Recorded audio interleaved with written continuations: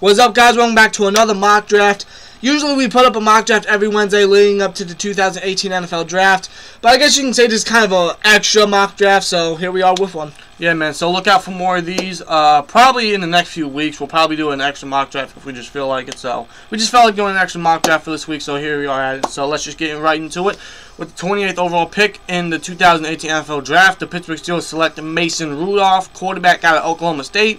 This is someone that we are extremely high on, someone that we extremely want to be in the black and gold, specifically because with this pick, we are thinking about our future. Exactly, and the Steelers are extremely high on him. Exactly. They met with him at the Combine, they met with him at his pro day, and they even stayed after his pro day. And they even had dinner with him. Exactly. So that just goes to show you they're extremely interested in this guy. Exactly. They're extremely interested in thinking about our future, and the thing is, you know, we don't really know how much longer Ben really has. He may say he wants to play another 3 years, but we really don't know. Because last offseason he was actually thinking about his family. Right. And he could very well continue to do that. Right, of course. As for every player, you know, that's what they usually do. But, he might have 1, 2, maybe 3 years tops left in him. But within those years, we got to think about our future. Mason Rudolph could very well be the guy. Right, we have to start preparing for our future. I mean, I like Dobbs, but we really don't know what he's capable of. And, Dobbs, like I said, I like him, but he's not really the type of quarterback that really has a lot of success with the Pittsburgh franchise. I mean, just look at Cordell Stewart, for example. Right, exactly. Now, I'm not comparing him to Cordell Stewart, but his play style is somewhat similar. Mm-hmm. But at saying, like I said, we gotta prepare for our future. Because if we don't, we can have some serious down years. Exactly. So, one thing I really like about Rudolph is that he is literally identical to Ben. His arm, his accuracy, his mobility, his play style, and one thing I really love about him, and this just spells Ben Roethlisberger. His ability to continue and make big plays, his ability to sense pressure, which is freaking incredible, and his decision making, his ability to limit turnovers, it's crazy. It's crazy. It's outstanding. It's amazing with how he did in Oklahoma State. He hardly ever turned over the ball. Right, and he reminds me a lot like Ben, man. Mm-hmm. He's like Ben 2.0. It's so if we draft Rudolph and if he grooms under Ben, which would be absolutely phenomenal for him and for us. It's kind of like Ben never left. Only we'll have a younger, more modern Ben. Right, really. Exactly. Now, the only thing that could very well be a down for him is him not having a lot of experience playing under center. Yeah, because correct me if I'm wrong. I do believe he played in a spread offense, Oklahoma State. Correct me if I'm wrong, but he'll have to learn to play under center. But him learning under Ben for like a year or two, he should, he'll be ready. He'll have no problem. He'll know. He'll get along with the players. He'll know the scheme. He'll know the system. He'll learn from one of the best of all time. He'll be ready when Ben retires. Exactly. When Ben finally hangs him up. Exactly. So we're just thinking about our future. We're extremely high on Rudolph. Really, I think no matter where he goes, he'll have success. Even Cleveland, really, I think he's that good. Cleveland maybe not, because Cleveland always ruins quarterbacks' lives. But yeah. You know what I mean, man. Mason Rudolph, man, this guy's going to be a beast in this league, no matter what team he's with. And this guy, like I said, we're just planning for our future, and I think this guy is our future. Yep. So I think we just really got to start planning for that. Yep.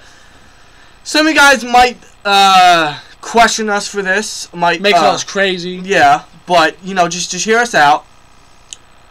Let's say the Giants don't draft Saquon Barkley if he does indeed last past the Browns at number 1. Because just a couple days ago, the Giants traded away Jason Pierre-Paul to the Buccaneers. Right. So and the only valuable defensive end they got is Olivia Vernon. Right. So they're going to need another good defensive end be on the opposite side of them. Of course. And maybe they're extremely interested in Bradley Chubb. Maybe they draft him in number 2. Right. Plus, you got to think the Giants signed Jonathan Stewart. Right. So maybe they'll have faith in him at the running back for how many years he signed with them. Right. But let's say they don't draft Barkley.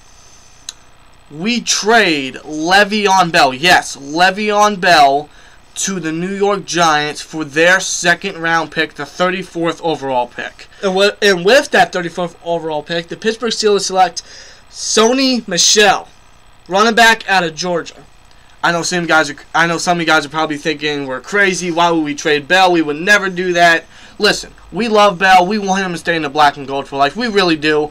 But we come to the realization that it might never happen, specifically because 1, Bell's being too difficult, and 2, we don't have the cap space for it. Exactly. So if we trade Bell for the Giants' second overall pick, Now, because Bell has always had off-field issues and injury issues, and that's always coming into play with us. Right. That's always coming to our issues on offense with us. Right. And it has shown. Yeah. It has shown. And one thing I want to point out is that we've won without Bell before. Exactly. If you really think about it, whether we had DeAngelo Williams or Tasson or Jordan Tiedemann or Stephen Ridley, we still have been fine. We've still been fine on offense. Yeah, I mean... So losing Bell, yeah, it's going to suck, but... Yeah, he's a valuable member to this offense, to this team, yes, but, you know, we're thinking about, you know... And one thing I want to point out is that we obviously franchise tagged him. I'm not sure when he's going to sign, or if he ever does sign.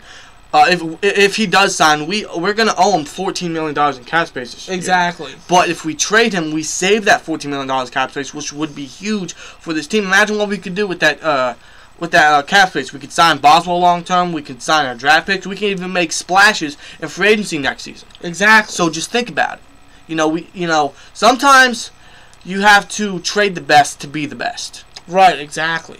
Sometimes you gotta get rid of the best to be the best. Now, exactly, in getting Sony Michel, I'm sorry to interrupt you, but someone who has a similar skill set to Bell, someone who can receive the ball, run the ball, who plays a lot like Alvin Kamara and is even being compared to Alvin Kamara. Yeah, and just imagine that on our team. Yeah, and another thing is he doesn't have injury issues. He has no off-field issues. He's fine. Yeah, no drama at all.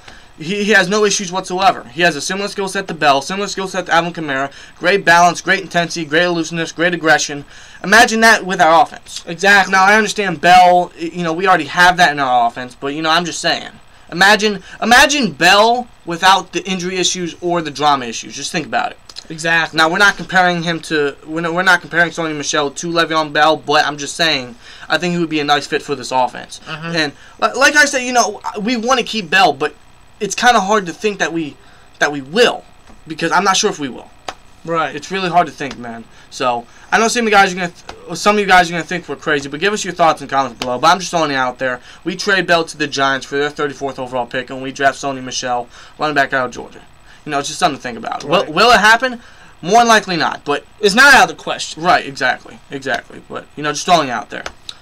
And of course, we keep our extra second-round pick, the 60th overall pick, and with the 60th overall pick in the 2018 NFL Draft, the Pittsburgh Steelers select Malik Jefferson, linebacker out of Texas. Malik Jefferson, man, this guy has great height, great speed, great strength at the inside linebacker position that we need, especially with Shazier out. I mean, I know we got John Bostic. I think he is starting worthy. I think he is very underrated player. I mean, he's not a Shazier, but he does play hard, play physical. But with Malik Jefferson, we're thinking about a possible substitute / replacement for Shazier or Bostic, because we all know Bostic has injury issues as well. Right, exactly. Malik Jefferson, like you said, he's fast, he's strong. He's like what, 6'3", 6'4"? 6'3", and he ran a 4.5 flat, I believe. Correct me if I'm wrong. And he had like what, 26, 27, 28 bench reps? Yeah. So he's strong, he's fast. He's kind of had like the same combine stats as Shazier. I'm not saying he's going to be like Shazier, but it's kind of similar. Yeah. Only of course he's not as fast. Right. And the thing I like about him is he can play inside and outside. He's good at stopping the run. He's got the height and speed that we could use for him to cover the tight ends, which we know we need. Right, he's a good tackler, very consistent tackler. So I would like Malik Jefferson with the Steelers. I think it would be a very comfortable fit in the second round. The only issue is that I'm not sure if we're going to go linebacker at all in this draft, because one, we signed John Bostic, and two, Colbert has already said that this inside linebacker position, this draft, is not impactful and not strong, according to him. So, right. So that might come into play. We might not even draft linebacker, but I'm just throwing out there, maybe we draft one just for us, just as a safety pick. And that could very well be Malik Jefferson. Right. So just throwing it out there. Malik Jefferson would be a nice fit. His size and speed is something that we really need at the linebacker position. So something that we could very well look at. Right. And in the third round, the 92nd overall pick in the 2018 NFL Draft, the Pittsburgh Steelers select Marcus Allen, safety out of Penn State. Marcus Allen has really everything that we need at the safety position. He'd be good depth behind Morgan Burnett, but he can learn under Morgan Burnett and then start maybe a year or two after Burnett. Of course. He's got good speed, he's got good height, good physicality, great agility, great aggression, great ball skills.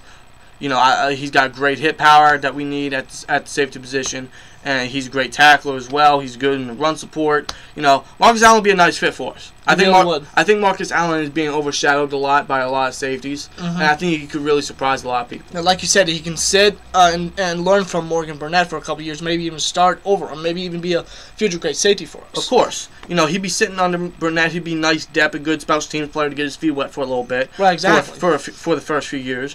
And then, you know, he'd eventually grow into that starting role. So, something to think about.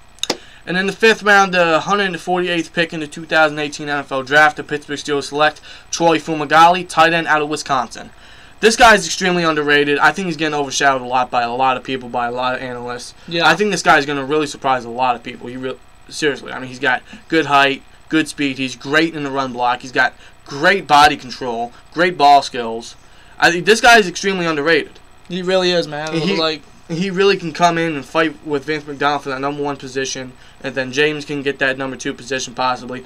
Troy Fumagalli, I think, could surprise a lot of people. I really think he can too, man. I think he'd be a 5th round steal, man. Like, he did very good in Wisconsin, and like you say, he's being overshadowed and underrated by a lot of people. He is, and I think that's going to come into effect with his draft stock. He might fall to us, and like I said, I think he's going to surprise a lot of people. I think he'd be a good 5th round steal. Something to think about. And with the second 5th round pick, the 165th pick in the 2018 NFL Draft, the Pittsburgh Steelers select Devin Gray, wide receiver out of Cincinnati. This is another underrated player, another player that doesn't get talked about a lot by a lot of analysts. One thing I like about him is that he kind of reminds me of a taller and faster DeMarcus Ayers. What I like about him is that he's got, I just think he's very underrated, man. He's got great ball skills, a great concentration for the ball, great eye for the ball. And one thing that we could do is that we could start him out in the punt return game, take some pressure out of AB, get his feet wet a little bit in the punt return game, because he's a good punt returner. Right, exactly. And then, I'm not saying that he could be our future slot guy, but I'm just saying maybe he molds himself into a potential slot guy, because we don't know what's up with Martavis Bryant after next season. Right, exactly. So maybe Juju Smith-Schuster gets that outside spot after next season, and maybe Gray shocks a lot of people and becomes a slot guy. I mean, I don't know, man. He's got great height. He's 6 feet tall. He's got great speed. He's got nice hands. He's very good in the returning game. Yeah, so something that we could very well use. Could very well even be our number 4th guy. Possibly, yeah. So, I'm just throwing it out there, something to think about. I think it would be a very interesting pick. Also would add depth at the position of wide receiver position, of course, which we need. So I think it'd be a very safe pick in the late 5th round. So right. In the 7th round, the 220th pick in the 2018 NFL Draft, the Pittsburgh Steelers select Grant Haley, cornerback out of Penn State. This is none but depth. It really is, but at the same time, he could battle with Sense Ball for a roster spot, possibly take his spot and be like the number 6 guy, possibly behind Brian Allen. Right, exactly. Yeah, this is really depth, but at the same time, like I said, could fight with Sense Ball as well. Right. So, anyone announce the last pick? Yeah, sure. With the second 7th round pick, with the 256th overall pick, the Pittsburgh Steelers select Cody O'Connell, guard out of Washington State, not Wisconsin. Excuse me, Washington State. Yeah, Cody O'Connell, guard out of Washington State. This guy is obviously known as the Continent for good reason. He's tall, big, physical. I think he's a very underrated guard, and I think he could shock a lot of people, especially how Munchak likes to develop those underrated and very late round picks, like he did with Kelvin Beachum, Chris Hubbard, B.J. Finney, Villanueva. So could really develop to a nice backup potential starter. Absolutely. So something to think about. Anyway, guys, that's our 4th mock draft of the 2018 NFL offseason. Give us your opinions in the comments below, and we'll see you we'll see you guys in the next mock draft this Wednesday. So look out for that. Like, comment, subscribe. We'll see you later. Peace.